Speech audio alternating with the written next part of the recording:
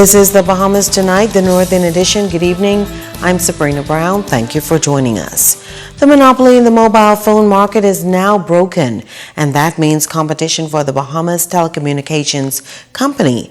An executive with BTC says while they cannot determine what impact the new cellular provider is having on BTC, they are confident that BTC will hold on to its reputation as the leader in the industry. Megan Shepard reports. For some time now, Bahamians have had options when it comes to landline and broadband services. Residents now have a choice when it comes to mobile networks. BTC's Northern Bahamas Vice President Talbot Cawley says they welcome the competition because he says in order to be number one, there must be competition. As for right now, Cawley says it is too soon to determine what impact the new service provider is having in the market. We have seen some customers in terms of usage patterns, and of course it's probably too early to see what it may mean, whether someone is just testing the other provider or they have left altogether. But I think we are not afraid. That's the fundamental message. Cawley says he believes BTC's community involvement will give them the edge over the competition. BTC, he says, is more than just a service provider, but rather a community partner. We have been in the community across the Bahamas for 100 years. We are far and away the greatest corporate citizen in the Bahamas, arguably, I should say. Whether it's sport, whether it's Shankanu, whether it's carnival, we're in our communities, we connect with our customers, and we think our chances are really good. Cawley says this is an exciting time for BTC as they are currently repackaging and adjusting. He says business and residential customers can expect some surprises going forward. We are responding. We very quickly, we have a strategic agenda that we're pursuing, but we also appreciate that we have to be very current in terms of our tactical agenda and how we are engaging the competitor. Stay tuned. Stay tuned. Our CEO, Mr. Leon Williams, still has a number of surprises that he intends to roll out. Of course, our Christmas agenda, we're giving away, I think, 12 cars.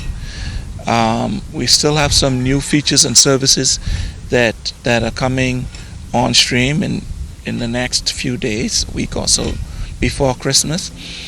And of course, into the new year, we have a whole lineup that I'm sure the market will love.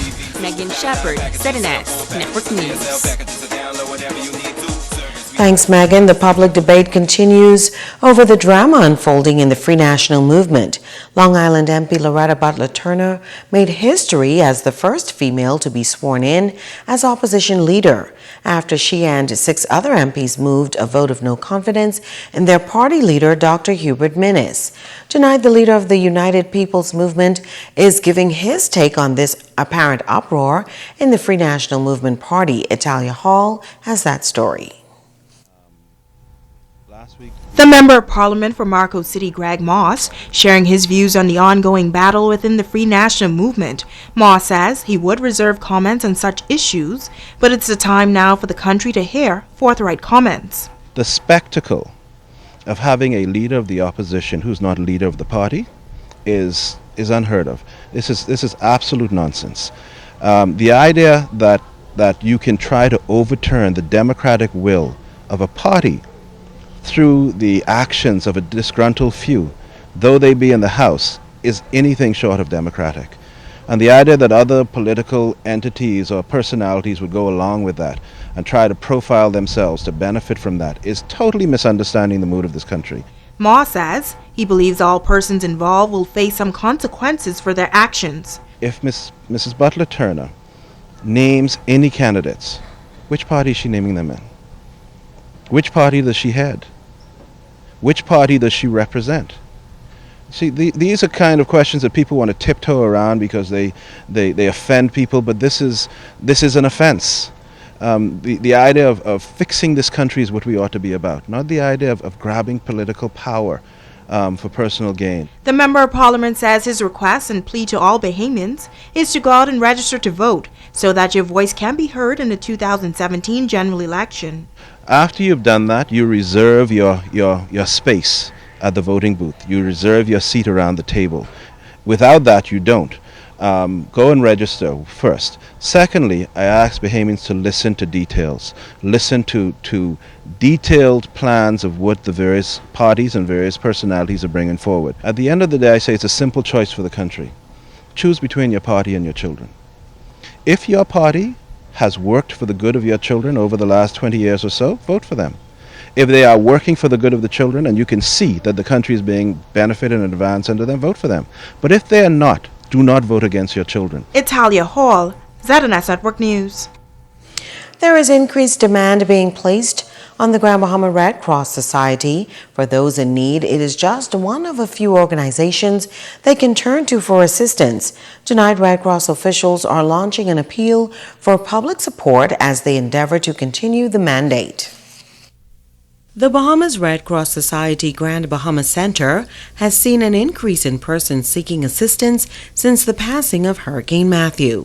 Right now, every little bit helps. We appeal to the general public, whatever donations they can do for us, and as well, those persons that need assistance to reach out to us, because I know there's still a lot of persons out there that need help. Grand Bahama was one of the islands hardest hit by the storm, and Director General Caroline Turnquest says the Red Cross is working to meet the needs on this northern island. We have partnered with places like the Island Bedding to provide mattresses, mattress sets, as well as, clothing from other donors. So we are networking as an organization to ensure that the persons of Grand Bahama can receive the assistance that they need at this particular time. She's clearing the air on a bogus circulation on social media, outlining a long list of documents needed to get assistance from the Red Cross. She says all one needs is a government-issued ID.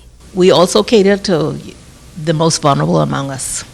And so they don't have to be a Bahamian. But if they are in need, then we are mandated to help them. We operate on the 7 fundamental principles. And we cannot say, well, okay, you're Bahamian, so you'll get, you're non-Bahamian, you can't have. No, we cannot operate like that. As long as there is a need, we are here and mandated to serve the most vulnerable among us. Immigration officers called to the Hunters community last night where they found a group of Brazilians staying at an apartment complex. They were reportedly making preparatory steps to be smuggled to the United States. Investigations revealed that the 8 men and 2 females arrived in the Bahamas legally. They have since overstayed their time and didn't seek to get an extension. The Brazilians are expected to be taken to Nassau to await repatriation. Immigration officers locating a group of undocumented Haitian nationals at an apartment on Settlers Way. Officers acting on information went to the apartment and found 3 adult males, 1 adult female, and a child. They were unable to produce proof of legal status in the country and were then taken to immigration headquarters for processing. This latest arrest is the second group of Haitian nationals to be taken into custody within the past week.